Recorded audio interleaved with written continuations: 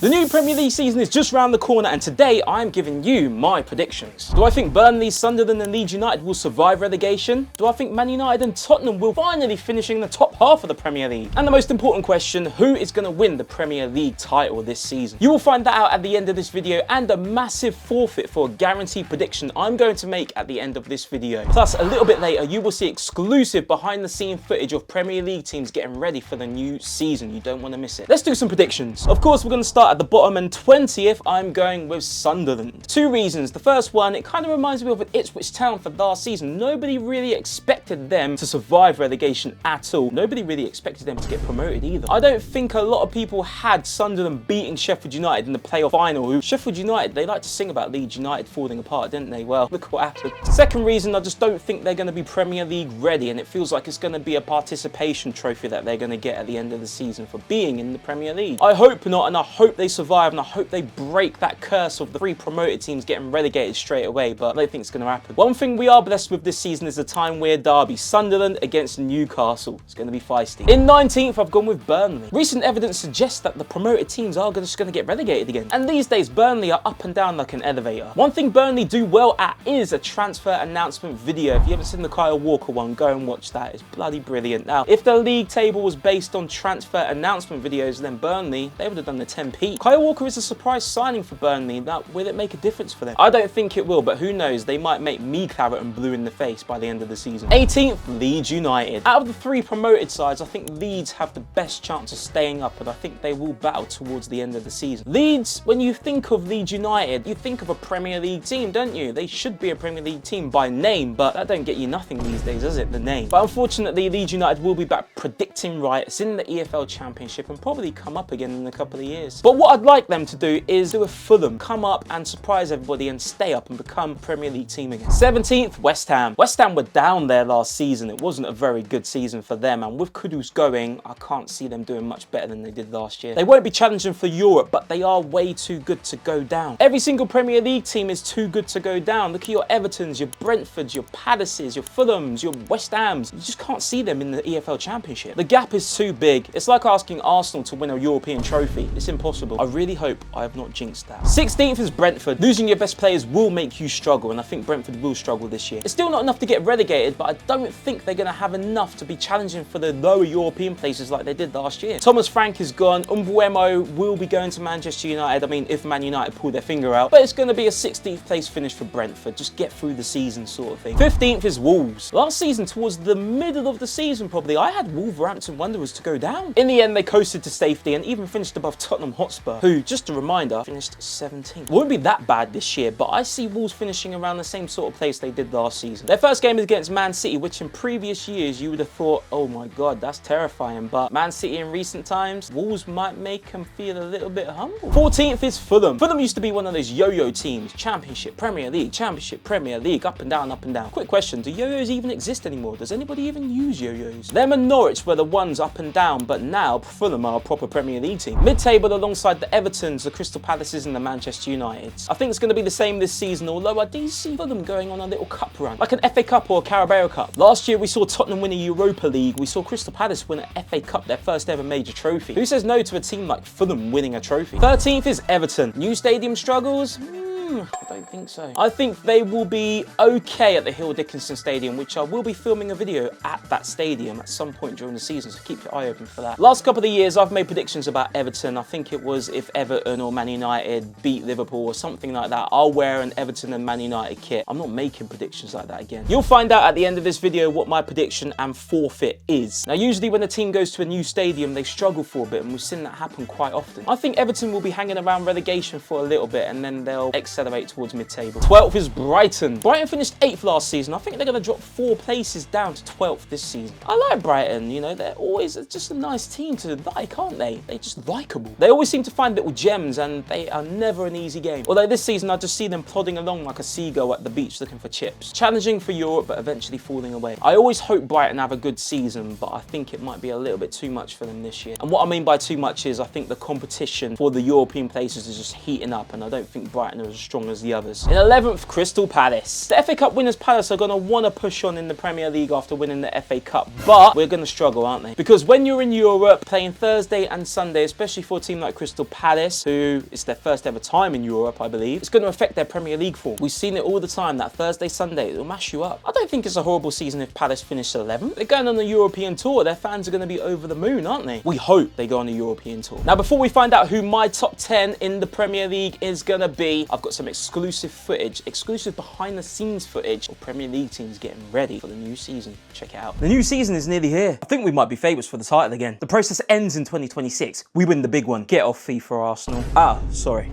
Anyone seen Man United? Apparently they're on their way right now with a new app called F Pro. It makes you a better team. Hello everyone. Here's the mid-table Mandems. This is F Pro and it's guaranteed to make me finish higher than last season. What position will you finish next season? I'll tell you later. But first in my box, I've got a mat and some grip socks. Like your club, gripping hold of relevancy. Then on the app, you can go through different training drills like ball control. And the most important thing is you can do it anywhere in the house. Not used to this level of training, are you, United? It's created by UEFA licensed coaches and it tracks your progress. It's more than just a mat. Use the code Nathan once you click the link in the description and the pinned comment of this video as well. So after all that, where are you going to finish Man United? Third. To be fair, I think you do quite well in the Championship. Now it's back to the Premier League predictions and my top 10. And remember, the forfeit I will have is going to be at the end of this video. In 10th, we've got Nottingham Forest. Last season, I'm pretty sure I had Nottingham Forest in the relegation zone or maybe even relegated. That went well, didn't it? For a lot of the season, I thought they'd get Champions League football. But as we've seen so many times, the Man Cities, the Chelseas, the stronger teams, they just accelerate towards the end, don't they? But Nottingham Forest do have Europa Conference League football next year, and that's a competition. If I was a Nottingham Forest fan, I'd be thinking, I want to win that. They have to challenge for a trophy, don't they? So 10th wouldn't be too bad, would it? 9th is Bournemouth. I really like Bournemouth now. The only thing that might make them struggle a bit is they've lost Kerkez and Huijsen. But Semenyo looks like he's staying, so that might be a plus. Now, I'm not sure that will stay that way by the time September comes, but we'll find out. A mid-table finish for Bournemouth is decent, and that's the team they are now. They're a mid-table Premier League team. And I think Crystal Palace winning the FA Cup has really given these mid-table Premier League teams a good oomph to be like, hey, I can go and do that as well. You're not going to win the Premier League, so why not really push for one of the cup competitions and get a decent finish in the Premier League? 8th, Manchester United. Oh, God. Well, it's better than 14th, isn't it? And it's better than Gary Neville's prediction last season where he said that Man United are going to finish above Liverpool. We all remember, don't we? Man United need a massive rebuild. This is Amorim's first full season in charge. A chance to get his players in and release the players that are no good for Man United anymore, like the Sanchos, Rashfords, Garnachos. He wants to build his destiny, which I hope ends up in mid-table or even worse, relegation. It's going to take Man United many, many years to get to the levels of Man City and Liverpool, isn't it? Look at the competition we've got in the Premier League now. Even your Newcastles and Aston Villas, they're up there now. I hope Man United finish lower than 8th, but I do think it's going to be 8th. 7th, Aston Villa. Teams like Aston Villa who are strapped by PSR just can't advance to the next level. Now, I won't pretend I know all about PSR because I really don't. I just know the basics, and I know that Aston Villa really want to be a Champions League team. Last few years, they had a really good chance, and they had a chance even to the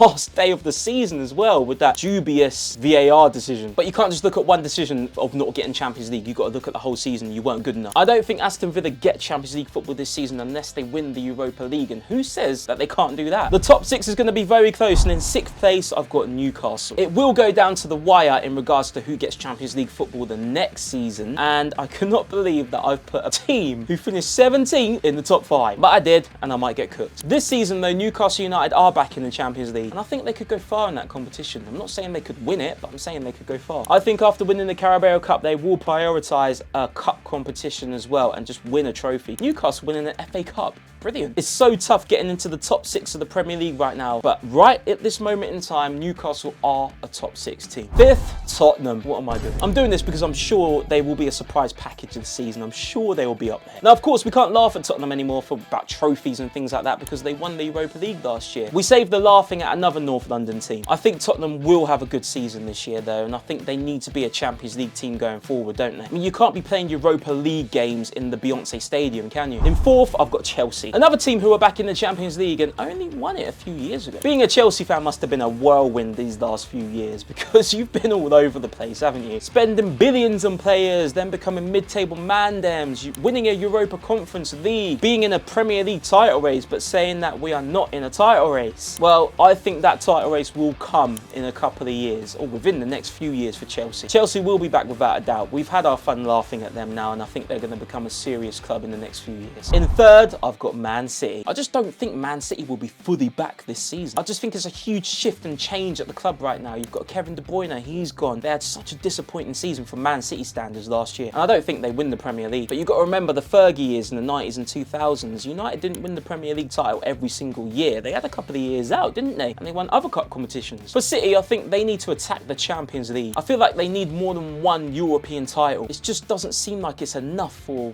what Man City are right now. In second place, again, Arsenal. It's now or never for Arsenal and Mikel Arteta, isn't it? They needed a striker last season, and now they've gone out and got Gyökeres. They've made other signings too, but surely right now there is no excuse if they get this transfer window correct. But I can't see them winning another Premier League title because I believe another team is in a better position to do it. What I think Arsenal need is a trophy. Now, will the Carabao Cup or an FA Cup do it for Arsenal fans? I don't think it will. So I think it has to be the Premier League or the Champions League. Which one's it going to be? And in first place and Premier League champion, back-to-back Liverpool. Winning our 20th Premier League title was special. Winning number 21 will be so special too, because we knock Man United off the perch completely. We become the most successful team in England. 21 league titles. No one's got that. Now, to see that personally for me would be absolutely fantastic. I've supported Man United. No. Why did I say that? Oh my God. That's what a few hours sleep does, guys. I've supported Liverpool since the mid-90s. I've seen it all.